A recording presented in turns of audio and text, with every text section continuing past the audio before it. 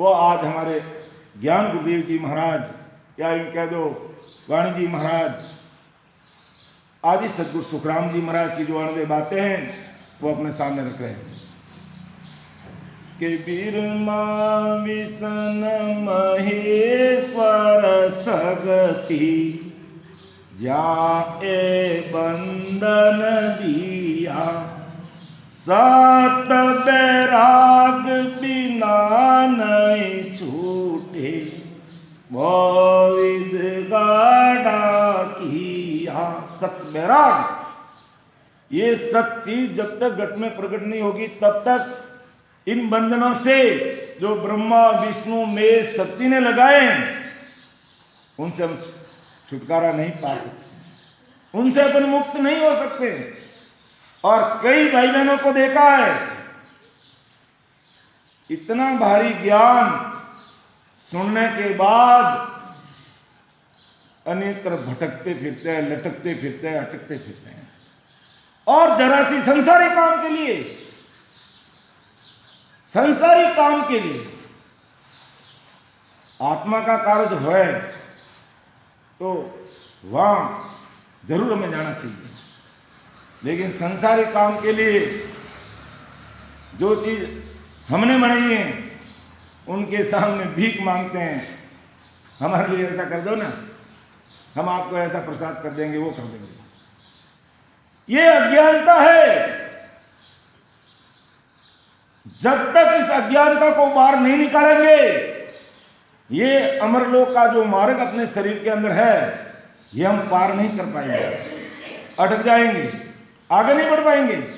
और आगे बढ़ना है तो होड़ काल तक के चाहे कितने भी सुख है उन सब को अपने दिल और दिमाग से निकाल कर एक तरफ कर दीजिए और सस्वरूप साई का जो देश और जो निज नाम जिसे हमें काल से निकाल कर महासुखों के देश में ले जा रहा है उस चीज का मनन करते हुए ये रास्ता में काटना है। बाकी महाराज फरमाते हैं ऐसे बंधना में आदमी बन जाता है सत्य वैराग्य प्रकट हुए बिना वो उसे पार नहीं होता। आगे महाराज और समझा रहे हैं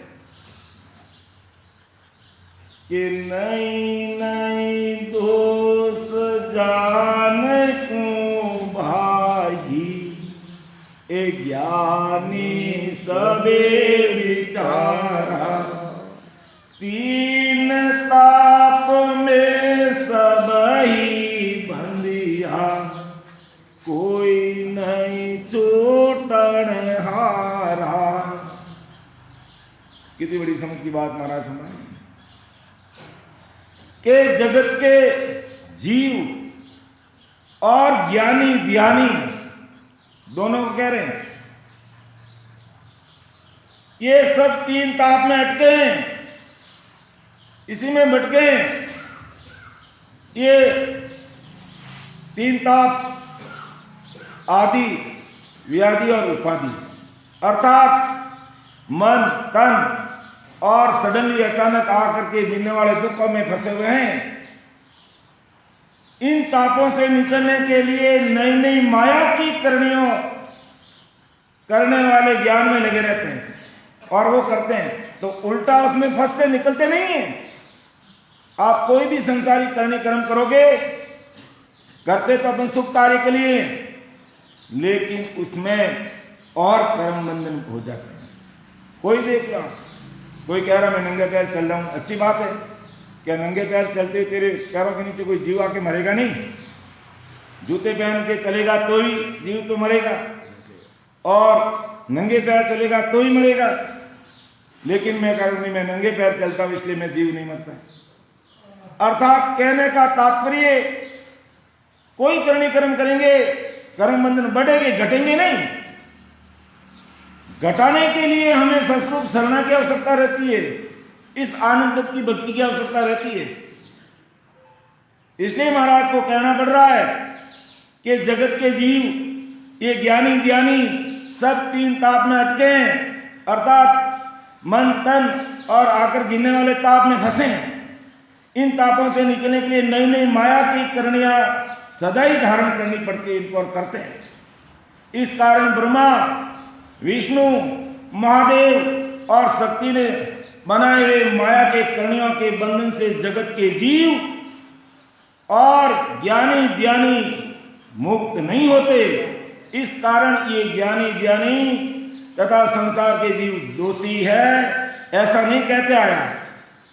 ये दोषी नहीं है, क्योंकि ये ब्रह्मा, विष्णु, महेश और शक्ति ने ऐसे ही बंधन बनाए और उसकी तरफ बढ़ रहे हैं। तो फिर जैसा ज्ञान सुनोगे वैसी चीज हमें मिलेगी। हम इन्हीं की तरफ ध्यान देंगे तो वो तो हमें करनी कर्मों से मुक्त नहीं करेंगे, उल्टा अपना कर्म बढ़ाएंगे। इसलिए महाराज हमें चेताते हैं, भाई हमें वो उच्च कोटि की बुद्धि लानी पड़ेगी, समझ लानी पड़ेगी, और जो सूरवीरता जो सुरातन का जो अंग है, ऐसी सूरवीरता आएगी तब हम इन्हें नमस्कार करके एक तरफ रहेंगे, और नहीं तो फिर ये कर्म बंधन बढ़ते जाएंगे और अपन सोच रहे हैं घट जाएंगे, घटेंगे नहीं, और घटेंगे तो इस नयन निजनाम प्रकट होने से ही इन सब का खात्मा होगा, बाकी कभी हो नहीं सकता। इसलिए हमें विचार करना चाहिए। हम छोटी बुद्धि लेके आ जाते हैं संसारी छोटे से कार्य के लिए कि वहां जाने से ऐसा होता है, इसलिए हम भी जाते हैं। एक प्रत्यक्ष उदाहरण बताता हूं मैं आपको, राजस्थान का ही है। आदि सदगुरु, सर्व आत्माओं के सदगुरु, सर्व सृष्टि के सदगुरु सुखराम जी महाराज की भक्ति करने वाला जन किसी सागड़ व्यक्ति के साथ में, जो भोपे भैरू पूज करते हैं, उसके साथ चला गया और उसने केवल ऐसे ही कहा, महाराज भोपो जी को कहा, महाराज मेरी भी पूज कर लो। क्यों भाई?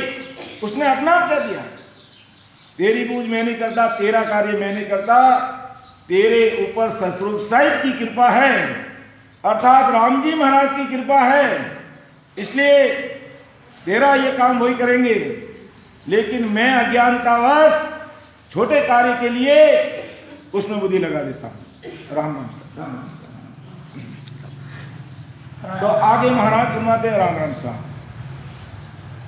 के क्यों कर लखे अगम गत भाई, कैया किस विद माने, काना सुनी न आज्ञा देखी, ना सत वेद बखाने।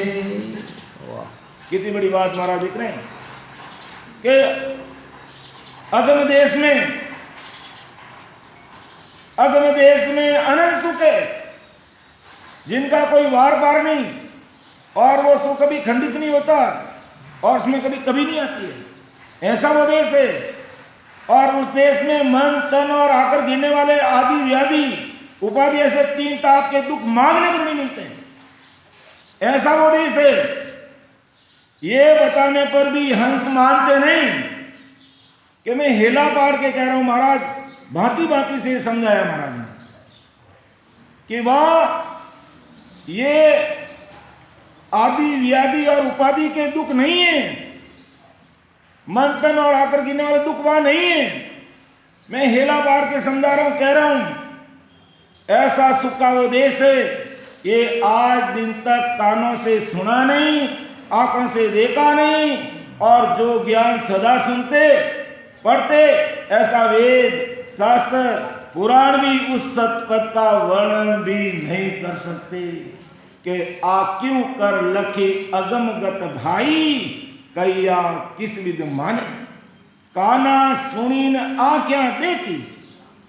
कि इन्होंने जो वेदों का ज्ञान करने वाले, शास्त्र पुराणों का ज्ञान करने वाले, न तो उस सतपद का पराक्रम के बारे में सुना, न देखा, न समझा, तो फिर वो कैसे मानेंगे, कैसे समझेंगे? और मैं बता रहा हूं, महाराज कह रहे हैं भाई कि अगर तुम सस्वरूप साहिब के देश में जाने का जो मार्ग, जो रास्ता मैं तुझे बता रहा हूं, और वो रास्ता कहीं बाहर नहीं है, अंदर ही है। उस रास्ते चलोगे तो ये तीनों प्रकार के दुख तुम्हें नहीं सताएंगे और कभी नहीं आएंगे। और अगर तुम इन त्रिगुण माया में फंसे रहे तो इनसे दूर कभी नहीं हो सकते।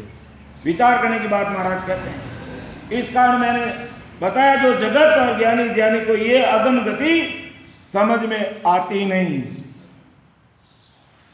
और महाराज ने पद में भी लिखा है कि बांधा